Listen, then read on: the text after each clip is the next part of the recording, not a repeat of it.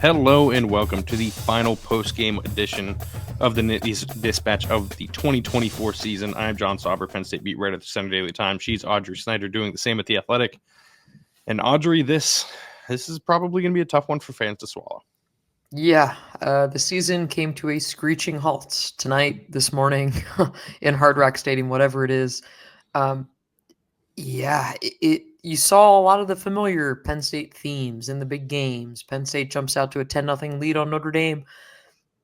But at the end of the night, all we're going to probably remember, all fans will remember, or most of what they'll remember, is the Drew Allar pick and how this game gets away from Penn State in another gut-wrenching, agonizing fashion.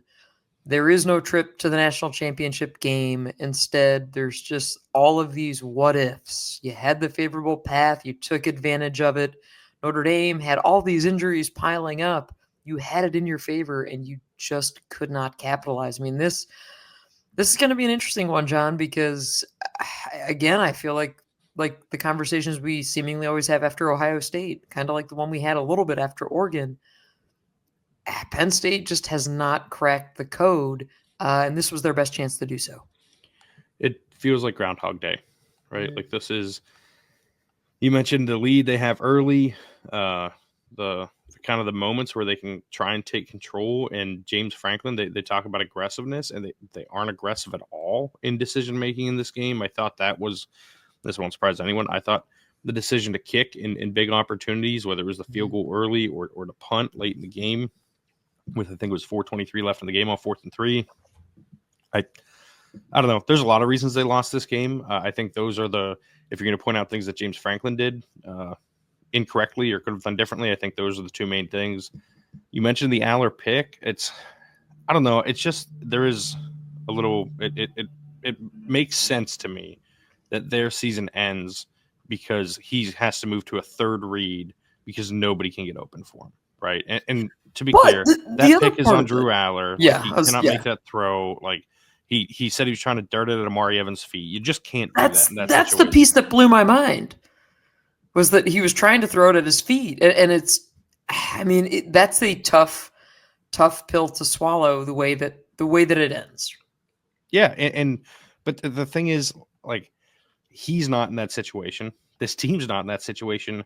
If a single wide receiver was productive at catching the ball in this game, right? Like, if they had another weapon on offense that they could reliably go to in those situations, other than Tyler Warren, who, for as awesome as he is, isn't great at creating separation. Like, he's getting open because Andy Kotelnick, he's scheming him open a lot. The wide receiver room has completely failed this team, completely failed the offense. Drew Allar isn't the sole reason they lost. He's a big part of it. He did not play well in this game, right? He should not have made that throw. Mm-hmm. He cannot make that decision.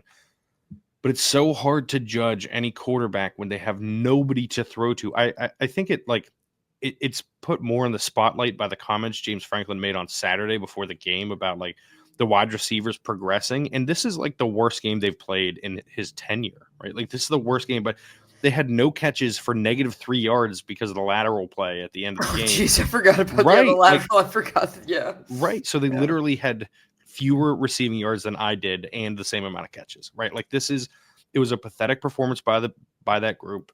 They're adding 2 guys as of now in Kyron Hudson and Devontae Ross, but I don't know. If I were a fan, I wouldn't blame them for feeling pessimistic about the future of the program, as long as they can't get one of the most important positions in modern football. They can't get it right, and they haven't gotten it right for multiple years now. Yeah, I think it also gives us a good opportunity to peel back James Franklin's comments a little bit more, because we talked on our pregame episode. We said, it felt weird to us. It felt off. It felt like he was trying to use the media to speak through us to someone else. Well, I think he was speaking to the receiving corps and trying to give them a challenge and give them a little bit of a boost. And, hey, I believe in you guys. You're doing so great. It totally backfired. It was bad. And I think, I do believe, like you said, Drew Allar did not play well at all. A couple throws that stick out to me. I mean, you have Nick Singleton wide open, streaking down the field, and he just does not put enough on the ball, right? Like, there were some throws that you say, man, where does this game get away from Penn State? there were a lot of those little moments, and I'll have a story up on The Athletic. One of the things I wrote is about those little moments, and it's the Allar pick for sure. We're going to remember that, but it's the strip sack that doesn't bounce Penn State's way. It's Cam Miller falling down, right? Losing his footing and just falling down and giving up a touchdown. It's the field goal there early on in the game when you have, opportunities from the 4 and you can't score a touchdown and You you have just to can't settle for kick the that field field goal. goal either. Like, and I know you said you have to set, like, you just I did not can't like it kick when that they did it. field I goal. did not. I'm with you. I agree with you on something, John. I did not like the decision. Rich Scarcella was sitting next to me. He can agree. He wanted them to take the field goal. I said, Rich, I don't think that's going to win you this game. And listen, those points ended up being the deciding Mm-hmm. factor, right?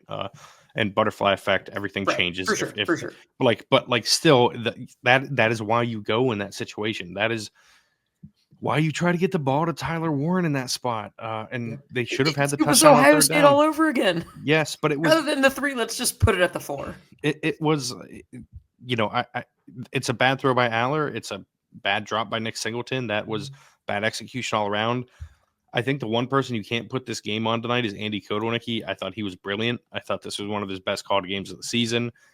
They were just not executing. They ran for over 200 yards. And they're throwing, again, this is a passing offense that is trying to throw the ball with a primary option being a tight end who is the best tight end in the country, but still doesn't create a ton of separations. He wins in a different way than that.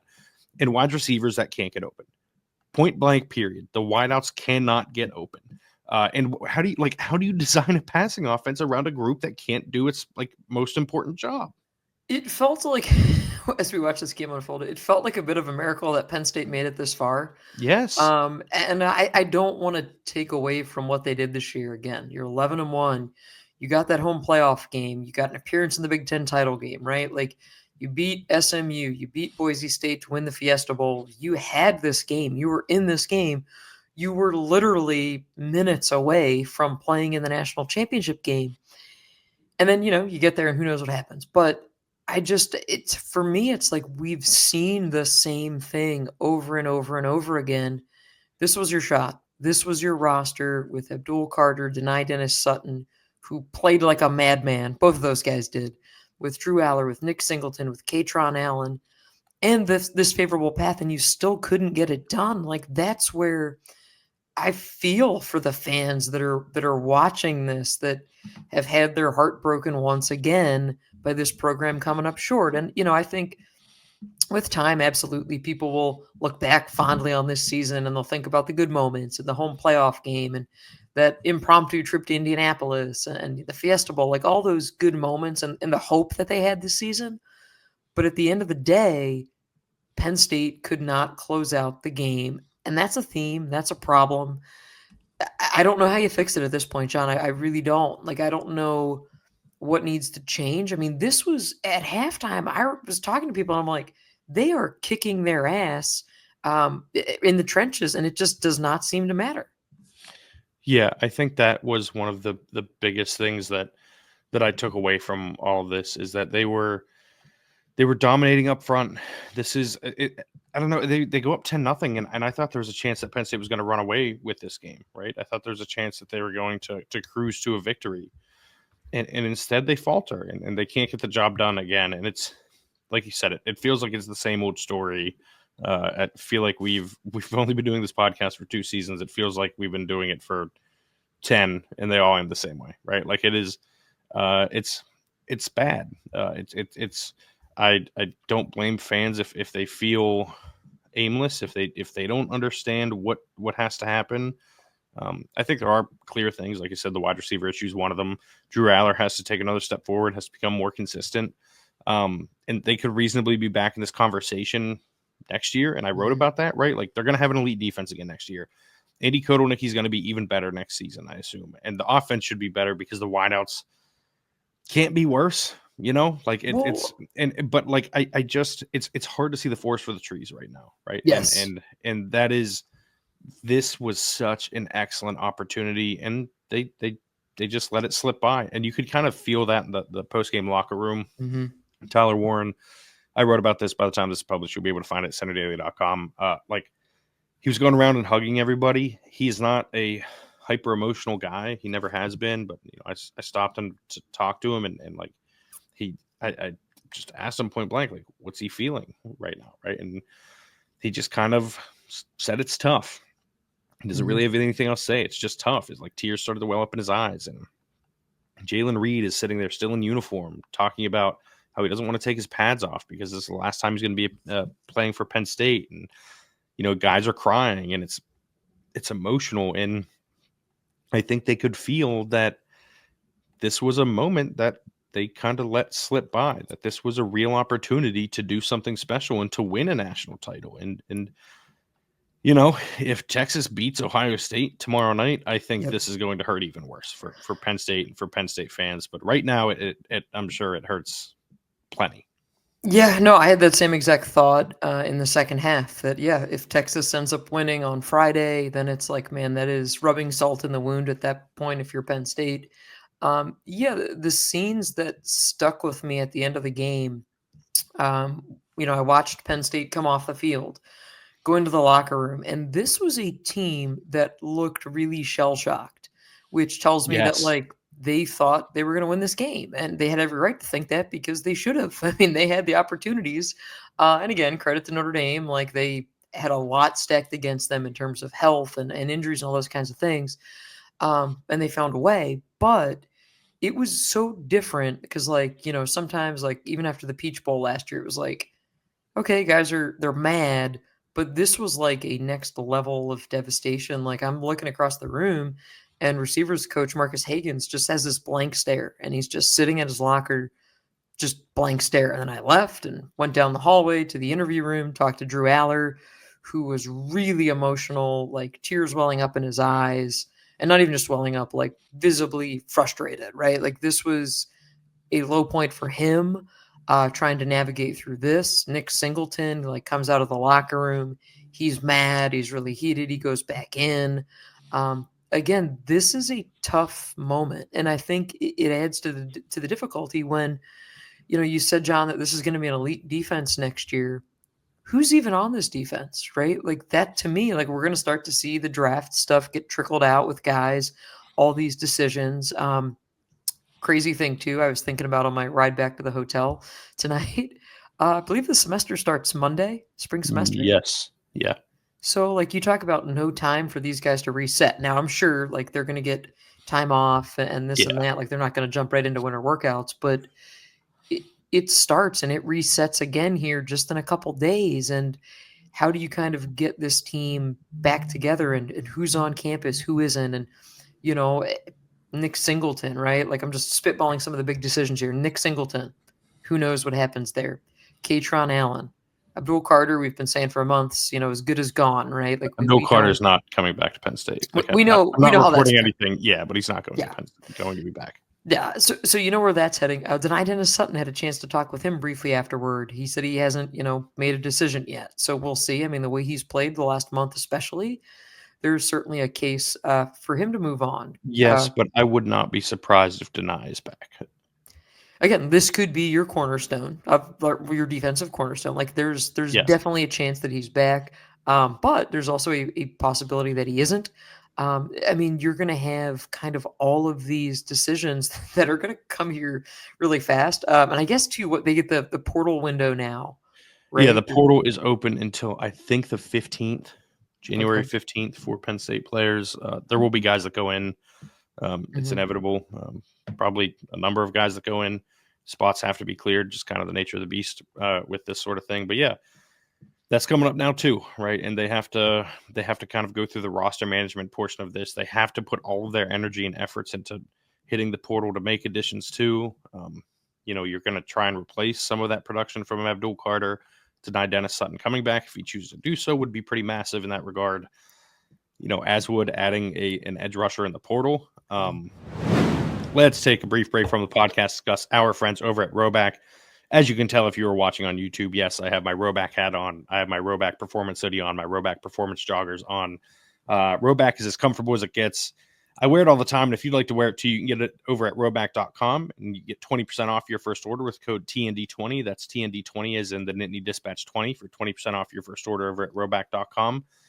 it's as comfortable as can be. I can't stress it enough. Even when it's, it gets a little chilly, keeps me warm. Gets a little warm, keeps me cool. It's my favorite, and I can't stress enough how much I enjoy wearing Rhoback. And if you'd like to wear it too, you can order it over at rhoback.com and get 20% off your first order with code TND20. Future Fans is a new brand that helps little kids become big sports fans through storybook-led activity boxes that help them understand football. Just because Penn State's season's done certainly does not mean that football is done for everyone else. There's still much more college football to play, but also much more NFL. Future Fans can help you better explain this lovely sport to the little ones in your life. It's only $49.99 at futurefans.com, and you can get 15% off with the code DISPATCH. That's 15% off with the code DISPATCH at futurefans.com. Get ready for whatever's going to come in the rest of this football season in the NFL and college, and make sure your little ones are too. Check it out over with our friends at Future Fans. But I just think I don't know, maybe I'm getting too hung up on the wide receiver thing. But like, if they don't make another addition, if they don't do anything, next season is going to end, and we're going to be having the same discussion. Like they're in a really, really bad place at that position, with no one on the roster that makes you think like, yes, this is the path out. Well, so how do we change it, John? Right? Like, what do they do? How do we not have this conversation again? Because we've had it for 2 years. Because till you take the time to sign and develop someone, we're probably still going to be having that same conversation. Yes, wide receivers can play faster; they can get on the field quicker. I would go overpay in the portal. Like, break the bank if you have to. Like, it's a situation where it's like I said, it's going to be Groundhog Day. It's going to be every loss they have next year. We're talking about how the wide receivers just didn't show up. Like, you want to talk about how they kind of didn't meet the moment in all 3 losses this year. Ohio State, Trey Wallace can't hang on to a touchdown pass that Drew Allar threw really well, and it turns into an interception, right? And they fail there. They don't trust them enough from to run rub routes or anything from fourth or from goal to go series in close, right? Like they and so on 4 straight downs against Ohio State they fail. Oregon, we're watching this track meet of a game, and it's almost entirely because of the running game and Tyler Warren, right? Like, this game, they don't catch a pass and they have negative yards. Like, this is, it is the same thing over and over and over again. There are a lot of people at fault for this loss, but like, when you have this through line in their losses of one specific position, not just like not meeting the standard, but like doing nothing, I think it's significant, right? Is there another position on this team that is like doing one? Every other position has generally been above average all season. This one has been terrible. Like, it's not just like it's been average and they need it to be great. It has been terrible. James is wrong in saying that they took a step forward. Point blank, period. They did not take a step forward. You can talk about how well they block all you want. Julian Fleming is a fantastic blocker. But that can't be the thing that you brag about with your wide receivers, not in modern college football. You really are fixated on this point, John. You're you're dug in on it, and I get it. Look at every other team, though. Like, even Notre Dame, who does not have good receivers, had 105 from Jaden Greathouse tonight, right? Like, 52 of those came when Cam Miller fell down, but 6 for 53 would have been 55 more yards than any Penn State receiver. So, yeah, no, it's bad, and it's a matter of something's got to give, something's got to change. But again, you're in this next portal wave here now, where unless you're waiting until after spring, right? Like, or you're gonna think you're gonna get somebody off a national championship roster. Like, you're grad like, transfers too, I think, can still enter, I believe. Yeah, it's like you're not gonna have the full assortment of people that you would have had before to pick from. So it gets more difficult. It gets different. It gets interesting. But yeah, this is a roster that's gonna have to undergo some changes. And I was talking to Jaywan Sider, and he said, we're close, and we got to figure out how to get over the hump. And kind of full circle moment, that's how this season started, was me talking to Jaywan Sider in Haluba Hall at Media Day, and he said, hey, we're close. We got to get over the hump. And that's, the frustrating part for these coaches too. It's like this was one of maybe the best coaching staff that James Franklin has assembled during his time at Penn State, right? Like you had a lot going for you and you still couldn't capitalize. And it's like you have your 5-star quarterback who was supposed to be built for these moments and you haven't surrounded him with enough talent. And on top of that, you then get that interception that is just going to become a moment that people are going to remember about this game forever. Yeah, and he failed in the biggest moment. Like that needs to be said. I don't want people to think that I'm burying the lead with the wide receiver thing. Yeah. Drew Allar failed in his biggest moment this season. Yeah, there are plenty of shortcomings to go around today. Yeah. And that's that was the theme talking to Penn State's coaches in the locker room. It was, hey, like, I know you talked to Tom Allen and he was saying, hey, like, I don't want Cam Miller to be too hung up on the fact that he gave up a touchdown because he lost his footing and fell down. It's Andy Kotelnicki saying, hey, Drew, like, I still love you. You can't make that throw. Like, you can't do that in that big moment. But, I mean, these are the lessons that you hope this roster can learn from this, that you hope that there's some growth from it. But every team's different. And the team and I think that's why, like, tonight hit so hard for those guys in the locker room, especially because this is the last time your team's together, right? Yes, They're heading back. Next year's a different team. Yep, like and to me, it always, the first few years I was doing this job, it just struck me how quickly things changed. Where they're in the locker room tonight, and then immediately guys go their separate ways. Like you'll have people on different flights getting out of here, going to training facilities and that kind of thing. It's tough, but that's the nature of the beast. Yeah, and that's the thing, right? We're covering this game tonight. We'll fly back to State College soon enough, and then it'll be winter workouts and spring ball, right? Like it moves quick, and it moves quicker than ever. And I don't know. I wouldn't be surprised if there are a lot of changes, maybe more than we anticipate heading into next season. But this is going to sting, and this could be the kind of game that leads to James Franklin kind of changing some things. How so, John? How so changing things? I don't know. I just think it is hard to lose a game like this and then run it back, right? Like I kind of feel like they have to do something, whether it's philosophical, staff wise, whatever. Like there has to be something different. But yeah, I don't know. I don't have a ton else to say, if I'm being honest about this at this point. It is very early in the morning. Yeah, full disclosure, I am eating eggs and drinking Modelo, so this is like peak. It's been a day. Yeah, and I think that's probably a good place for us to call it. We will be back at some point. I don't know. When stuff happens, we'll be here to discuss it, as we have been all season. We appreciate you guys for listening, for watching on YouTube. If you're watching on YouTube, hit the thumbs up button down below. Hit the subscribe button. If you're listening on Apple Podcasts, those 5-star ratings, reviews really help us out. If you would like to read our coverage from the game, you can find Audrey on Twitter at @OddSnyder4. You can find her on Blue Sky if you search Audrey Snyder, and you can find all of her writing at The Athletic. You can find my writing at CenterDaily.com. Me on Twitter at John Sauber.